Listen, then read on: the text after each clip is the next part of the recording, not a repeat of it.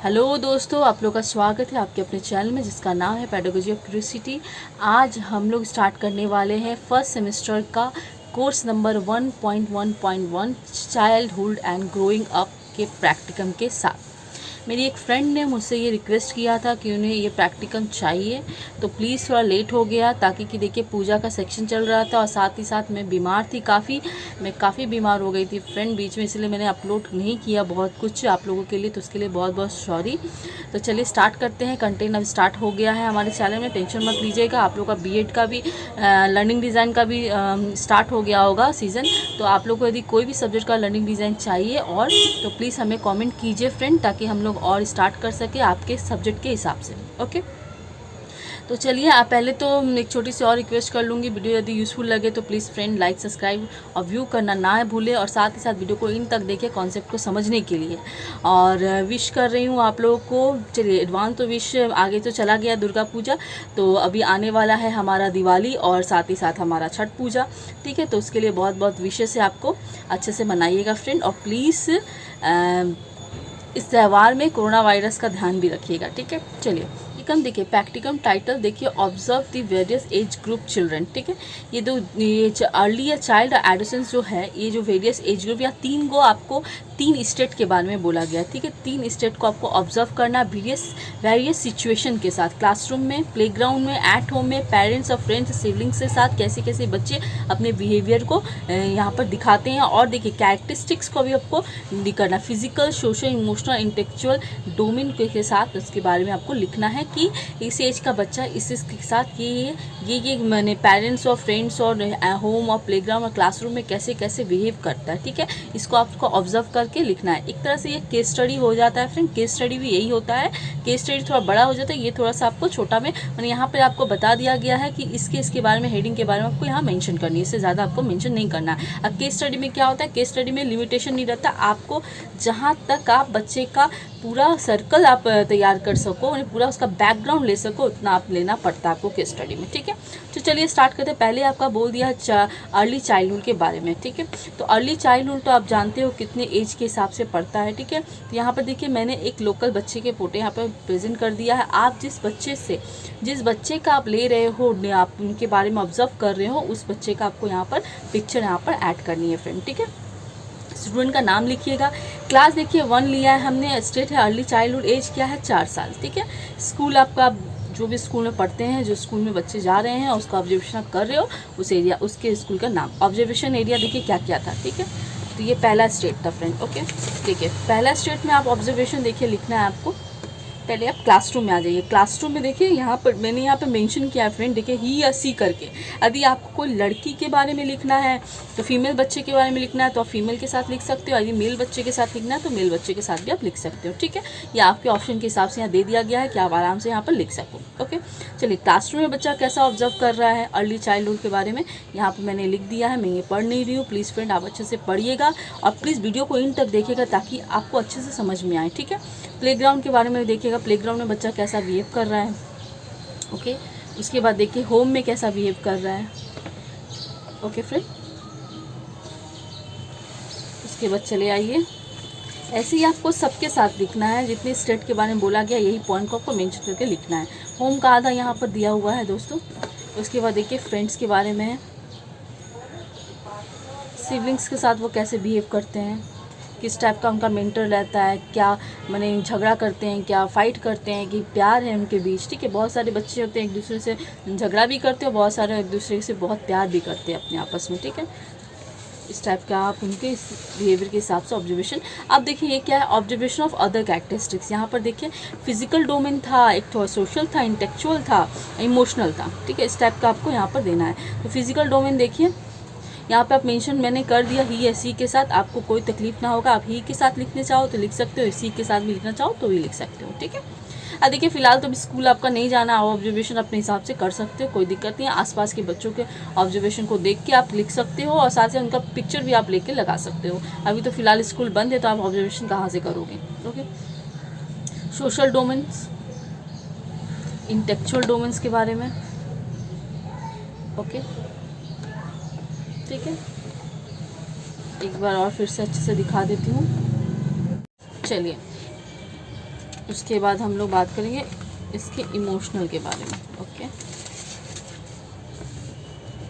ठीक है, early childhood की इमोशनल डोमेन लास्ट है, ठीक है, यहाँ पर दे दिया गया। उसके बाद हम लोग स्टार्ट करने वाले हैं फ्रेंड लेटर चाइल्डहुड। ठीक है, लेटर चाइल्डहुड का देखिए कोई पिक्चर आप यहाँ पर मेंशन कीजिएगा, जिन बच्चों का आप ऑब्जर्वेशन कर रहे हैं यहाँ पर आप पिक्चर मेंशन कर लीजिएगा। ठीक है, उसके बाद यहाँ उनका नाम होगा, क्लास देखिए 4 क्लास है, लेटर चाइल्डहुड है, 9 साल का बच्चा होता है, और स्कूल आप मेंशन कीजिएगा जो स्कूल में वो पढ़ते हैं। ठीक है, चलिए ऑब्जर्वेशन एरिया पहले क्या क्या था, क्लासरूम था, क्योंकि ऑलरेडी हमने आगे कर चुका है ऐसा।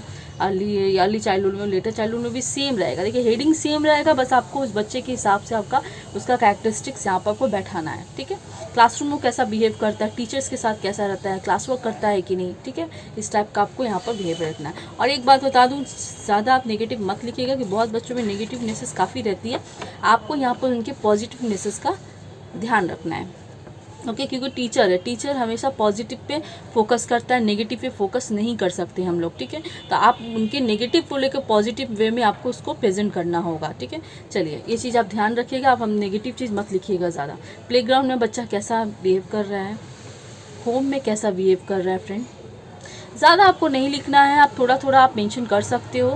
फ्रेंड्स में आप क्या बिहेव करते हैं, ठीक, ज़्यादा आपको लिखने की कोई ज़रूरत नहीं। आप ऑब्जर्वेशन कर रहे हो, यहाँ पे आप इतिहास उनका नहीं लिखने जा रहे हो।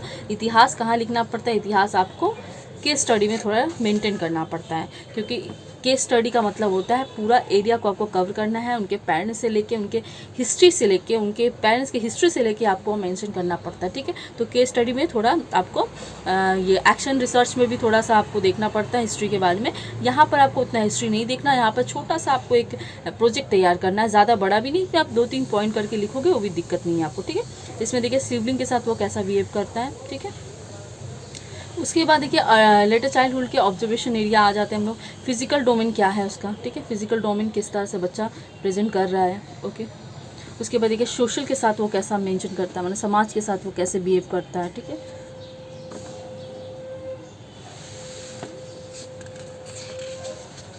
उसके बाद हम लोग आ जाते हैं, सॉरी मैंने यहाँ पर गम चिपकाया है, इसकी वजह से बच्चे पक गया। ओके, उसके बाद देख सकते हैं आप इमोशनल डोमेन्स क्या किया है बच्चे के साथ। ठीक है, देखिए फिर से मैं रिपीट कर रही हूँ, ही या सी करके मेंशन कर दिया गया है। फीमेल या मेल बच्चों का आपको लिखना हो, जो बच्चों का लिखना हो यहाँ से पुट कर सकते हो। ठीक है, इसलिए मैंने ये मेंशन कर दिया कि किसी को तकलीफ ना हो। ठीक है, इंटेलेक्चुअल डोमेन। ओके, उसके बाद हम लोग एडोसेंस के बारे में आ जाते हैं। ठीक है, तो एडोसेंस के लिए एक बच्चा जिसके लिए आप ऑब्जर्व करें, यहाँ पर बच्चे का फोटो, उनका नाम, क्लास यहाँ पर 8 क्लास है, स्टेट क्या है, एज क्या है 12 साल, और स्कूल का नाम यहाँ पर आपको मेंशन करना है। ठीक है, इस टाइप का आप लिखिएगा ज़रूर। ओके, यहाँ पर मेंशन कीजिएगा, इसी तरह मेंशन कीजिएगा, इससे आपको पता चलेगा आप किस किस एज के बच्चों के साथ क्या क्या प्रेजेंट कर रहे हो। ठीक है, फिर फिलहाल तो आप देख सकते हो क्लासरूम फिर से स्टार्ट हो गया। हेडिंग आपका चेंज नहीं होने वाला, हेडिंग जो आपको प्रैक्टिकल में बोल दिया गया है वही हेडिंग के साथ आपको प्रेजेंट यहाँ पर देना। तो यहाँ पर बोले ना बहुत छोटा सा ये है, आप तो फर्स्ट सेमेस्टर में अभी छोटे छोटे स्टार्ट करोगे, अभी धीरे धीरे आपका जाओगे, थर्ड सेमेस्टर केस स्टडी बनाओगे, एक्शन रिसर्च करोगे, वहाँ पर आपको यहाँ पर बोले हिस्ट्री आपको लिखना है, यहाँ पर आपको हिस्ट्री कोई मेंशन नहीं करनी। ओके, क्लासरूम में क्या बच्चा प्रेजेंट कर रहा है, प्लेग्राउंड में क्या दे रहा है। ओके, उसके बाद आप देख सकते हो होम में क्या है, पेरेंट्स के साथ कैसा बिहेव करता है बच्चा। ठीक है, आप जैसे आसपास ऑब्जर्व कर रहे हो बच्चों को, जैसे आपके घर में भी बच्चे हैं यार उस एज के, तो आप उनके ऑब्जर्वेशन, उनके बिहेवियर को ऑब्जर्व करके भी लिख सकते हो, कोई दिक्कत नहीं आपको। ठीक है,